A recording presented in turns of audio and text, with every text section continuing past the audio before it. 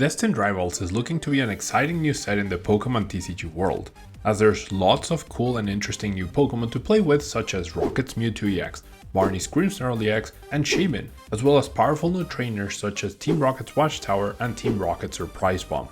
This set will not only bring out new powerful archetypes based on the trainers of the set, Team Rocket, Ethan, Marnie, and Cynthia, but it will also power up existing decks to bring them to a whole new level and make them that much more threatening and powerful. Whether it is one card inclusion or a whole deck getting upgraded, in this video we will take a look at the main changes the new Destined Rivals set brings.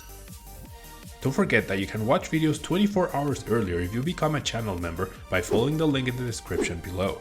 This kind of support helps me continue to create content like this, so please consider becoming a channel member if you enjoy the content. The most impactful card from the whole set in my opinion is Shaymin, with its Flower Curtain ability protecting Pokemon on your bench from getting damaged by attacks.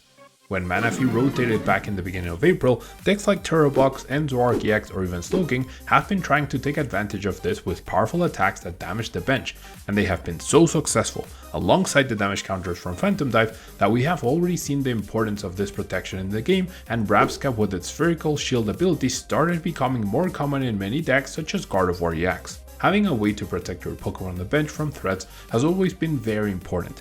And historically now this ability has been saved for these cute mythical Pokemon, as we have had Mew and Manaphy in recent years, and now Shaymin is joining them too. This card will likely be finding its way into a wide variety of decks, especially anything that evolves from weaker basic Pokemon, such as Dragapult EX, Charizard EX, Gardevoir EX, Marnie's Grimmsnarl EX, and even Evolutions. Its ability is unique in that it doesn't protect Rulebox Pokemon, so Pokemon like Squawkabilly EX, Fezandipity EX, or Mew EX will still be able to be targeted. But any of the Terra Pokemon like Teal Maskoverpon EX or Dragapult EX have the Terra protection themselves. Shaymin will likely mean the end for Terrabox and Zoroark EX decks as we know them for now, but you never know if we might get a similar card to Canceling Cologne in the future, to shut down Flower Protection and have these decks be top contenders once again. Team Rocket's Watchtower is the next most impactful card in this set. It's not as broken as Path to the Peak was, but it does counter one of the most popular draw engines in the game, Noctowl. The Jewel Seeker ability was always going to be widely played and powerful, and currently it's Raging Bolt EX decks that have had the most success with it, with Evolutions and Terrabox not far behind. This stadium shuts all of them down, and will take away the place where players would try to Iono or Unfer stamp their hand away, and a single Ultra Roller Noctowl would put them right back in the game. Now, they will need to find a stadium card alongside the Noctowl if they want to use Jewel Seeker. And whilst they still have Fezandipity EX and Mew EX as great hand disruption counters, shutting down Jewel Seeker will definitely be very appealing to many decks. This card won't mean that Noctowl engines will no longer be played at all, but shutting down not only Noctowl but also possibly Fan Rotom or Squawkabilly EX on turn 1, as well as Pidgeot EX's Quick Search in some decks, means that any deck with a different draw engine can reliably play it as a form of disruption against a variety of popular decks. Decks like Dragapult or Gardevoir could end up playing this card as a way to slow down Raging Bolt at the end of games. Those are the single two most impactful cards that could see play in a variety of decks, and will likely have the largest impact leading into NAIC. But now, let's move on to the 4 brand new decks that are coming out in this new set and how good I think they will be. First, let's take a look at the Team Rocket archetype. Out of all the trainers' Pokemon, this one seems to be the one with the most support and variety when compared to others like N or Marnie. There's a dedicated special energy for all of these Pokemon that provides 2 at once, Dark and Psychic type, and every single Team Rocket's Pokemon can probably benefit from it. The most playable and successful combo so far, at least in Japan, is the deck based around Team Rocket's Mewtwo EX and Team Rocket's Speed-Ups. The synergy between both cards is quite clear. Erasure Ball does up to 280 damage by discarding up to 2 energy from benched Pokemon, and Speed-Up's Charge Up gets energy back from the discard pile and into play in order to power this up. Other great Rocket's Pokemon include Team Rocket's Articuno with the Resistance Veil ability to protect your bench from Dragapult EX's Phantom Dive, or Team Rocket's Mimikyu to copy Phantom Dive itself. The trainers for this deck are also a lot more powerful than the other trainers, with Team Rocket's Giovanni being a prime catcher in supporter form. Team Rocket's Ariana is a very powerful draw card, and Team Rocket's Proton letting you break the turn 1 supporter rule to help you in setting up. On paper, all these Pokemon look very powerful, and the Team Rocket Space supporters and items also seem at least above average, if not better. Yet the deck falls into the trap of being one-dimensional with a heavy reliance on Mewtwo EX and no real support Pokemon engine available, since you need a full bench of Team Rocket's Pokemon to take advantage of all these powerful effects. With Charizard EX seemingly poised to make a comeback, as well as Marnie's Grimmsnarl EX a new looming threat, that huge 280 HP of Mewtwo EX doesn't really make a difference when it is easily one-hit KO'd by almost every top deck in the game right now. Marnie is the opposite of Team Rocket though, as there's only one real viable Pokemon line, Grimmsnarl, but its self-sufficient punk-up ability as well as the support from Spikemuth Gym means getting multiple out will be fairly easy.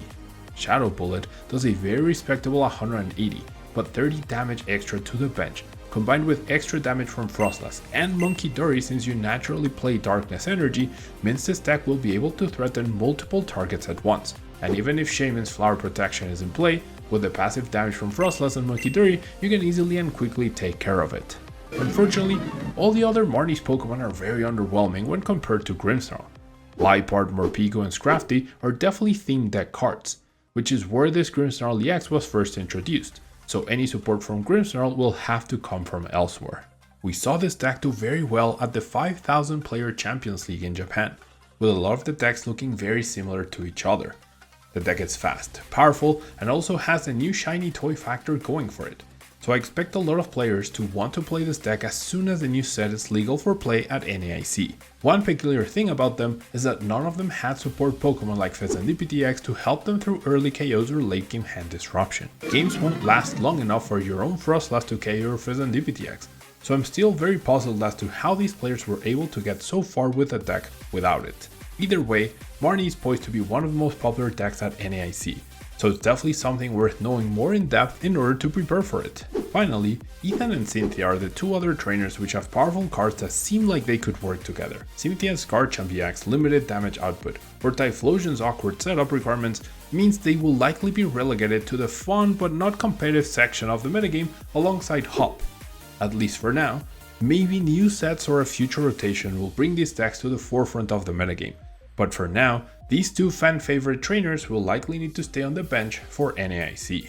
And so, this should cover all of the most important things to know about the new Destined Rivals set. The metagame is looking to remain the same, with Shaymin and Watchtower providing cool upgrades to the already existing array of decks. Regardless of what happens, this set will certainly affect the format to some degree, and so I will continue to be covering all the changes and exciting discoveries, so be sure to subscribe so you don't miss that going up either. I hope this video has been very useful for you, and I'd love to know what you think of these decks and if you're looking forward to playing with any of the new cards in particular. Thanks for watching, and until next time.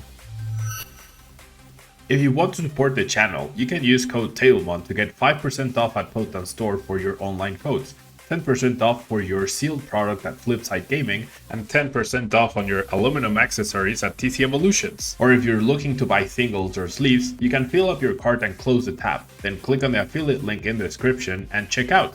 That way you can support the channel over at TCG Player, Card Market, and Dragon Shield. ¿Eres de México y necesitas cartas de Pokémon? Busca Hyperbeam Cards en Facebook e Instagram.